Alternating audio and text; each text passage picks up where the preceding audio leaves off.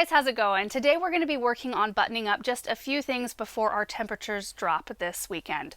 So we're going to go gather some Calla and Caladium bulbs. I'm going to move our butternut squash harvest to the root cellar, possibly pot up some little tomato seedlings we have in here.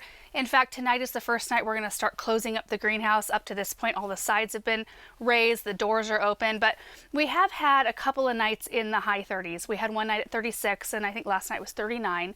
And then next week is our first possible light, very light frost. And usually our average first frost date is October the 4th. So it's been a beautiful fall season. I have no complaints. We've got a lot of extra stuff done because of how gorgeous it's been. So here are the tomatoes we'll work on today. We've got both the suckers we cut off the plants not that long ago, and we rooted these. I think these will be okay in the 4-inch containers for a little while longer, but we'll pop one out and just take a look at its root system just to verify. And then we've got these right here. So these are in a little 24 cell tray. You can see what the root system looks like right here. This one's a garden treasure, but you can see we've got 2 plants there. So we're going to thin and then pot these up probably into 4-inch size containers as well. I've got some patio type tomatoes here. These are Cherry Falls, and then we've got Patio Sunshine. So I need to do a little bit of grooming on these. It has gotten a little bit cold in the greenhouse. Like, tomatoes don't really want to be as cold as these have been, but I think we'll be okay now that we're going to be closing everything down every night. And my goal with the tomatoes is just purely experimental. Like, I don't know really how to grow things through the winter in a heated structure. I don't know with the amount of daylight, because you know it's far less than they normally get in the summer. So I don't know if they're going to need supplemental lighting. I know I'm going to need to hand pollinate. There's usually some sort of pollinators in here throughout the winter. That's what we experienced last year anyway. So we're just going to see how things go. And that's the reason why I started so many, because I thought, well, if half of them kind of tank, then at least I've got half left. I mean, we've got a whole bunch of tomato plants here. I mean, there's 52 tomato plants total right here. If I just got 1 tomato per plant, 52 tomatoes, that would make me happy. And then over here in the center, we've got our olive tree, which actually has lived here all of last winter and all of this year. I never moved it out of this greenhouse. It's clearly loving its life though. It's doing really well in here. Beautiful new growth. I didn't get any blooms on it this year, and maybe that's because it's in here. I'm not sure, but it doesn't really matter. I'm just happy that it's got really pretty, healthy looking foliage. And then we've got our butternut squash harvest. I've had a couple of people come get just a few squash so far. We'll be giving more of this away, but I really just want to move. There's a few over there too. Those are the ones we're going to eat first because they're damaged, but I want to move these. They've cured long enough. I want to get these into storage today. You can see we have bales of straw here. This is for a project I'm going to be working on this next month, and I'll share that with you. But you could see the sides of the greenhouse, they're still open, which during the day we're going to still be lifting those. Let me check and see what the temperature is in here right now. 79. It's really nice in here, but as it heats up in the afternoon, it really can get super hot, especially if you've got the sides down. Even on winter days, there were some days really early this spring, even late winter, when it would, be sunny all day long, and it would reach like 90 degrees in here, which, oh, that's hot, especially when you add the humidity factor in here. I also have a few little herbs here that I picked up at the produce stand when we were getting pumpkins.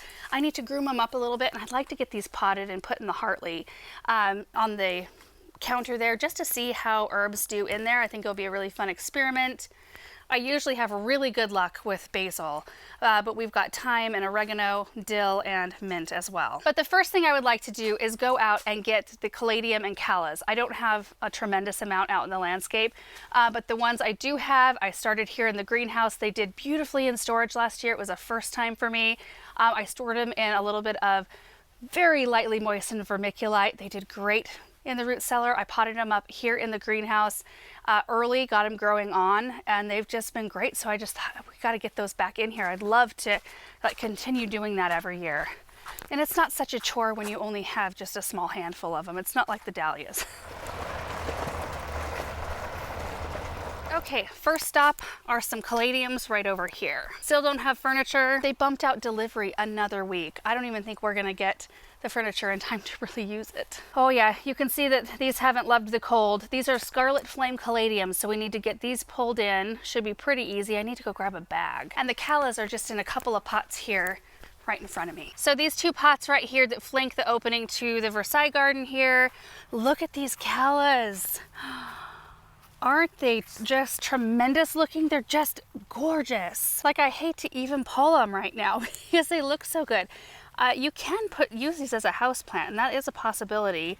I mean, we could pot them up today. Let's pull them out and see how they look, because I did plant quite a number of them in the center of each one of these containers, and we'll kind of go from there. There's also some caladiums in these containers. There's some that look better than others. Like on this side of the container actually receives a little bit of morning sun, and the caladium looks pretty good up here. This is, I think, mulberry nemesia. It's new for next year. They have such a nice fragrance.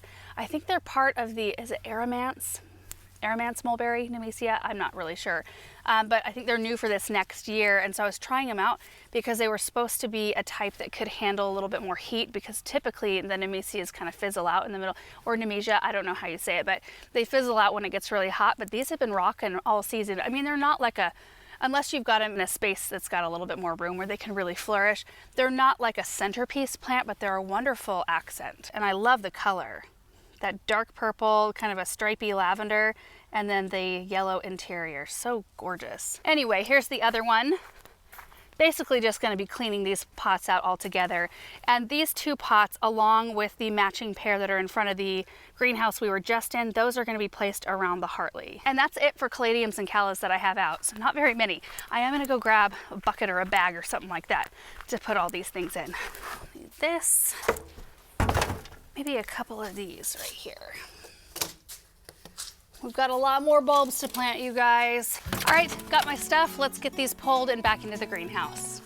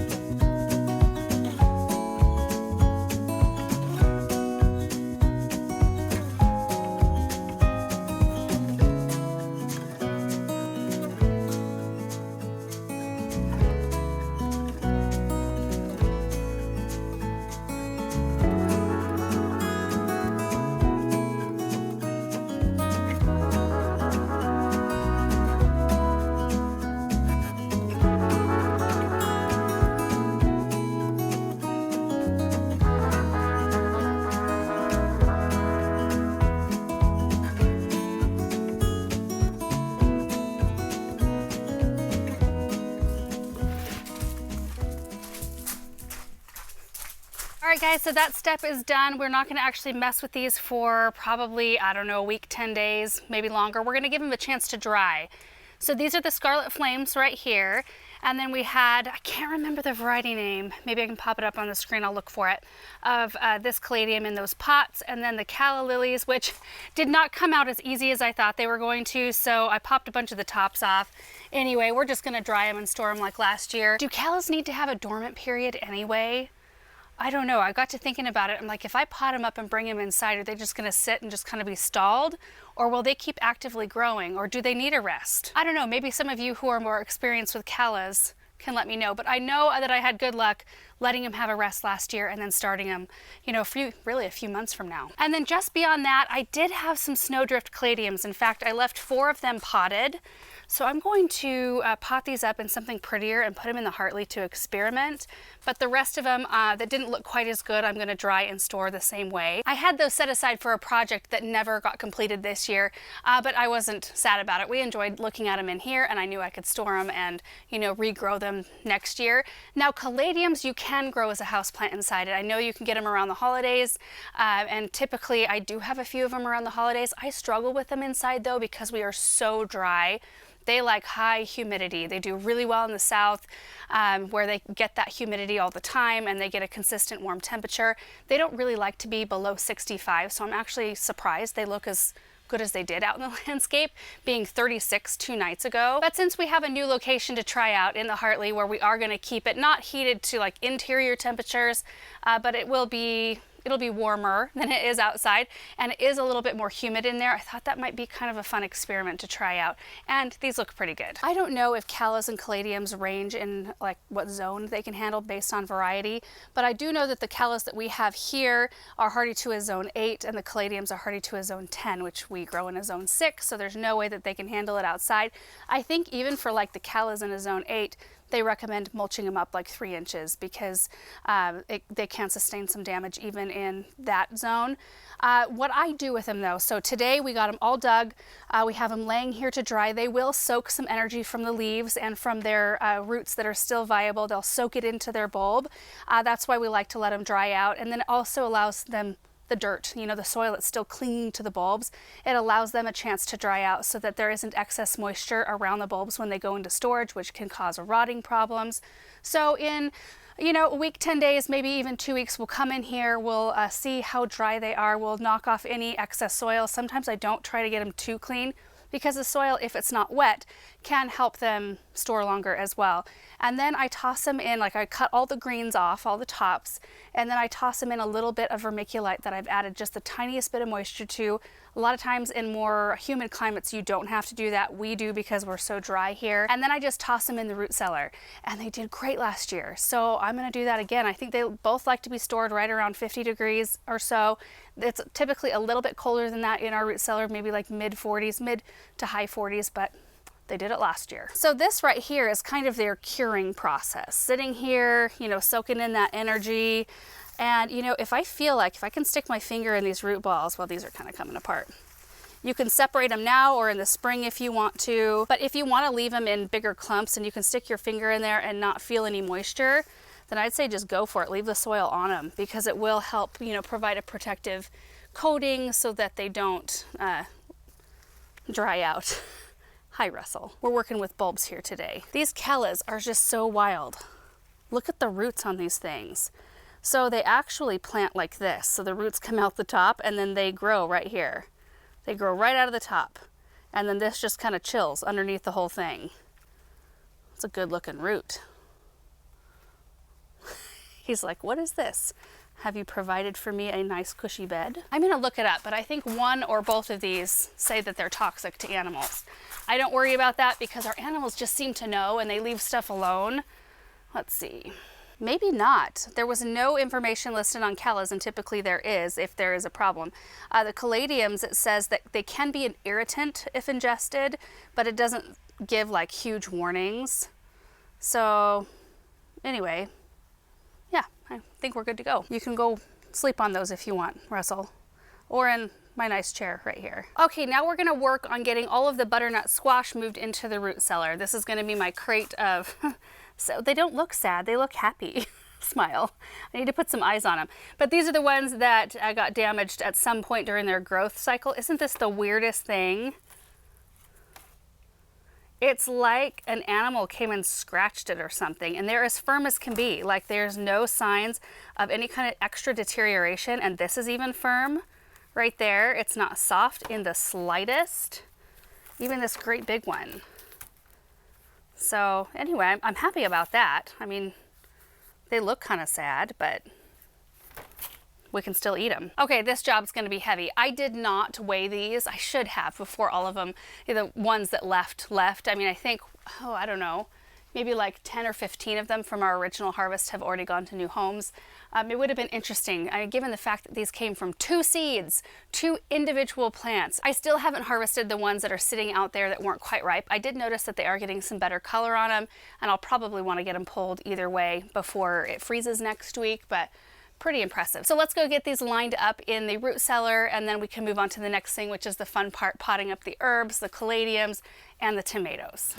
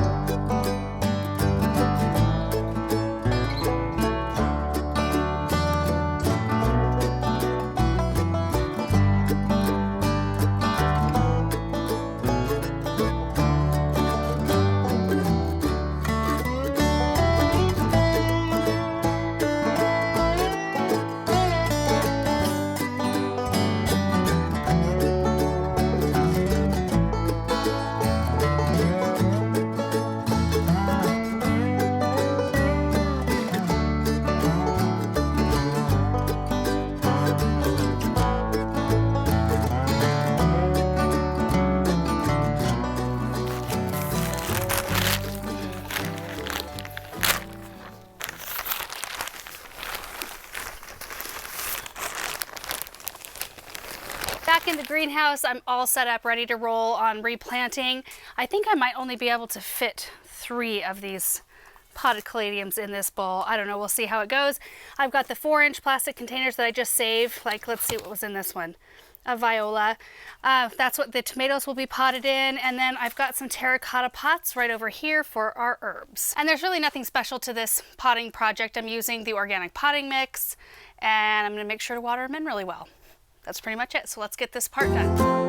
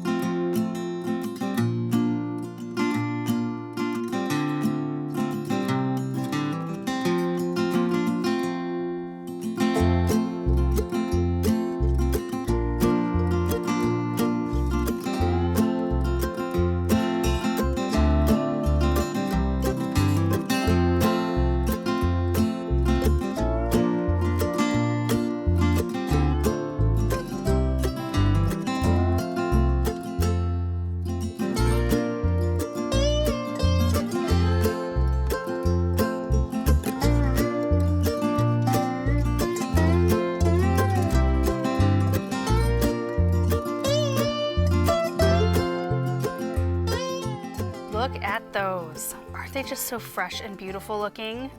And here are the other ones we've got. I did a little bit of grooming on these little guys, but oh, I'm so excited to see what happens with these. I did pull one of the tomatoes out that we started by cutting just to look at the root system. It's pretty developed, but not to a point where I feel like I need to bump it up. So in this little 4-inch can, you can see the roots right here, but you can still see quite a lot of soil. They look really healthy. So I'm just gonna let them be for a little while longer. Where'd I get this one? Oh, a random. Let's take a look at another one. This is a garden treasure. Yeah, definitely doing a good job rooting in, but not ready for a repot yet. And I save a lot of my containers, like the containers the caladiums came out of today. I save as many as I can that are still in really good condition for projects like this. It's amazing how many containers we use in here when we're ready to pot up seedlings, or if I want to try something like the experimental tomato thing out. It's just nice to have a kind of collection of different sizes available. Full disclosure, I don't clean them unless there's a problem, like if they had a bug issue or something weird going on. I just kind of let them sit for a while. They dry out pretty thoroughly, and then I use them again. And these all turned out really beautiful. I'm not gonna go put them in the Hartley today because I discovered I only have 2 of the glazed saucers left. See how that's got kind of a shine? You could get them glazed like that to where they don't weep water out of the bottom. How much should I pay? $4.49 for this one. Definitely worth paying more for a glazed one. I realized the rest of mine in the stack are the regular type, which are great, except for water seeps through, and I don't really want that to ruin any of the surfaces in the Hartley or leave water rings. So I'll go pick up more of these and then we'll move them in. But I think they look really pretty. I mean, look at that. That's a gorgeous basil plant right there. They all look great. The oregano, I cleaned up the dill. I've never had great luck with dill inside, so we're gonna see how that goes. It might love the Hartley. And I was able to fit all 4 of those snowdrift caladiums in this container. One of you guys sent this container out to me and I absolutely love it. I'm gonna pick up another saucer when I pick up these for this one. But it's kind of nice that it's so full to begin with, because if I struggle with these caladiums like I normally do inside, and they start to thin out a little bit, at least I won't feel like it's, I don't know, dwindling too much too fast, because there's such a beautiful foliage canopy already. And you guys, that's it for our projects today. I do think I forgot to mention when we were in the root cellar with the butternut squash, I typically get like anywhere from 4 to 6 months shelf life, 6 months at best. Usually that's only if they're getting like the peak conditions, which they tend to like temperatures 50, 55 degrees, humidity around 60 to 70%. And they're not getting that even in the root cellar. I keep it a little cooler in there than that because, you know, there are other things in there and I have to try to find kind of a happy medium. But we do go through quite a lot, and like I said, I'm going to be giving a lot more of that away. There's no way our family can go through that many that quickly. I do wish they stored longer than that, but you know, it's kind of, it's kind of nice to have a little bit of seasonality to your crops because then you enjoy them so much. It's kind of like corn, having fresh corn out of the garden. There's nothing like it. You know, you can buy corn at other times of the year and you might get like halfway there in the taste department and texture and all of that, but there's nothing like that straight out of the garden, and it makes it kind of special. And same with tomatoes. I'm hoping we can get some decent tomatoes out here so we can have some during the winter, but there's really nothing like that, you know, warmed by the sun tomato right in the middle of summer. Anyway, I'm going to clean up my mess in here, and I don't think there's really much else that we're going to be bringing inside. I do have a couple of palms by our back door, like by our great room door. That's not our back door. I don't know, one of our doors. And they're really protected where they're at, so I think they're going to be okay for a while, and I really need to thoroughly inspect those before I bring them anywhere. If there's any like whiff of mite damage on them, I'm not going to introduce them to any of my interior spaces. We'll just let them kind of go as an annual. I just don't want to deal with spider mites in here or in the studio or hardly or anywhere. Anyway, guys, thank you so much for hanging out with me today. I hope you enjoyed this video, and we will see you in the next one. Bye.